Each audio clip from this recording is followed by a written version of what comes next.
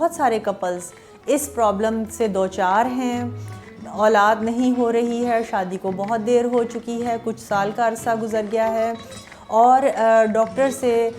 या specialist gynaecologist से रब्ता करना चाहते हैं, मज़ीद मशवरा करना चाहते हैं, वो टेस्ट मालूम करना चाहते हैं जो करवाना ज़रूरी है, और अपने चांसेस कि क्या चांसेस हैं कि आप औलाद की नेमत आपको हासिल हो जाएगी या इनफर्टिलिटी के प्रॉब्लम के ऊपर काबू पा लेंगे या नहीं,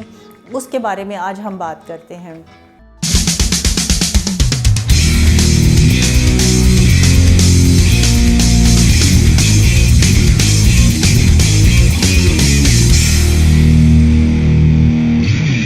अस्सलाम वालेकुम व्यूअर्स, आज हम जिस टॉपिक पे बात करने जा रहे हैं वो है इनफर्टिलिटी या बे औलादी या बांझपन।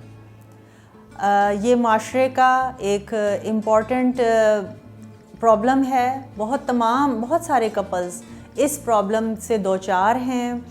औलाद नहीं हो रही है, शादी को बहुत देर हो चुकी है, कुछ साल का अरसा गुजर गया है और डॉक्टर से या स्पेशलिस्ट गायनाकोलॉजिस्ट से रब्ता करना चाहते हैं, मज़ीद मशवरा करना चाहते हैं, वो टेस्ट मालूम करना चाहते हैं जो करवाना ज़रूरी है, और अपने चांसेस कि क्या चांसेस हैं कि आप औलाद की नेमत आपको हासिल हो जाएगी या इनफर्टिलिटी के प्रॉब्लम के ऊपर काबू पा लेंगे या नहीं, उसके बारे में आज हम बात करते हैं। जब आप डॉक्टर के पास जाते हैं इस प्रॉब्लम को लेके तो एक डिटेल क्वेश्चन आंसर सेशन होता है जिसमें कि दोनों मियाँ और बीवी का होना ज़रूरी है। बेगम से जो सवालात किए जाते हैं वो उनके डेली के मंथली साइकिल्स के हिसाब से हैं, उसके अलावा उनकी एज के हिसाब से हैं, उनके मिसकैरेजेस हुए हैं पहले के नहीं, और उनके पहले कभी कोई ऑपरेशंस हुए हैं कि नहीं बेगम के, या ये कि इसके अलावा वो ओवरवेट तो नहीं है, उनको कोई और मेडिकल कंडीशंस तो नहीं है किसी किस्म की, या वो कोई ऐसी अद्वियात का इस्तेमाल तो नहीं करती हैं जिससे कि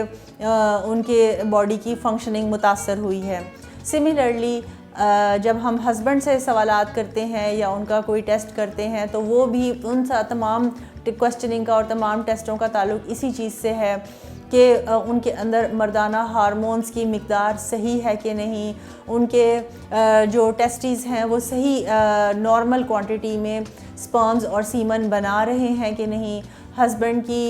एज, उनकी मेडिकल कंडीशंस, उनकी प्रीवियस ऑपरेशंस या सर्जरीज़ या ट्रीटमेंट या उनकी कीमोथेरेपी या रेडियोथेरेपी, और इस मेडिकल की हिस्ट्री से रिलेटेड बहुत सारे क्वेश्चंस हैं जो हमें पूछने होते हैं। उसके बाद जो बेसिक टेस्ट हम एडवाइस करते हैं वो बेगम का यूट्रस का और ओवरीज़ का अल्ट्रासाउंड और बेगम के कुछ ब्लड टेस्ट्स ज़रूरी हैं। उसके अलावा यूट्रस के साथ दो ट्यूब्स होती हैं जिनको टेस्ट करना ज़रूरी होता है कि वो ट्यूबें खुली हैं या वो बंद हैं। उस टेस्ट के लिए भी कुछ एक दो तरीके हैं टेस्ट करने के। टेस्ट या एक्सरे के ज़रिए होगा या लेप्रोस्कोपी के ज़रिए होगा या अल्ट्रासाउंड के ज़रिए। इसके अलावा हस्बैंड का सीमन एनालिसिस टेस्ट करते हैं लेबॉर्ट्री में, और फिर लेबॉर्ट्री से एक रिपोर्ट हासिल करते हैं कि उसमें उनके सीमन की क्या मिक़दार है, स्पर्म्स की क्या काउंट है टोटल, और मनी का जो एवरेज है नॉर्मल पैरामीटर्स के, वो नॉर्मल स्केल पे जो WHO क्राइटेरिया है वो नॉर्मल स्केल्स के मुताबिक हैं या नहीं हैं। इन बेसिक टेस्ट्स के बाद ही कोई ओपिनियन जनरेट किया जा सकता है किसी हद तक कि क्या चांसेस हैं प्रेगनेंसी के, और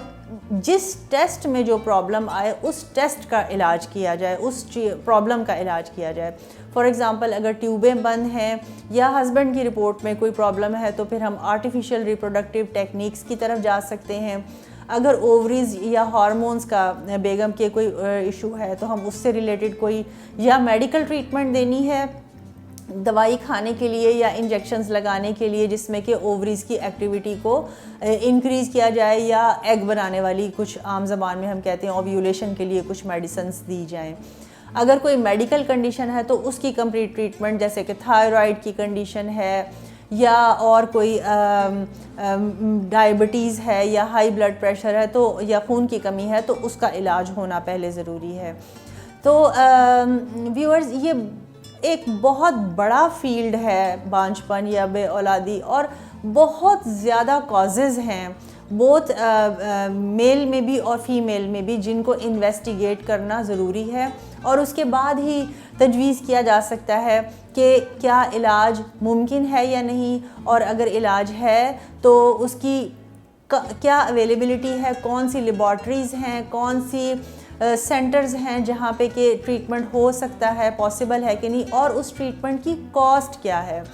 इनफर्टिलिटी का ट्रीटमेंट एक कॉस्टली ट्रीटमेंट है, दवाइयाँ भी महंगी आती हैं, प्लस लैब टेक्नोलॉजी भी जो यूज़ होती है वो भी काफ़ी महंगी है, और हर सेंटर में ये ट्रीटमेंट और ये सहूलत मैसर नहीं है। उसके लिए भी मखसूस सेंटर्स हैं जहाँ पर रब्ता करना होता है।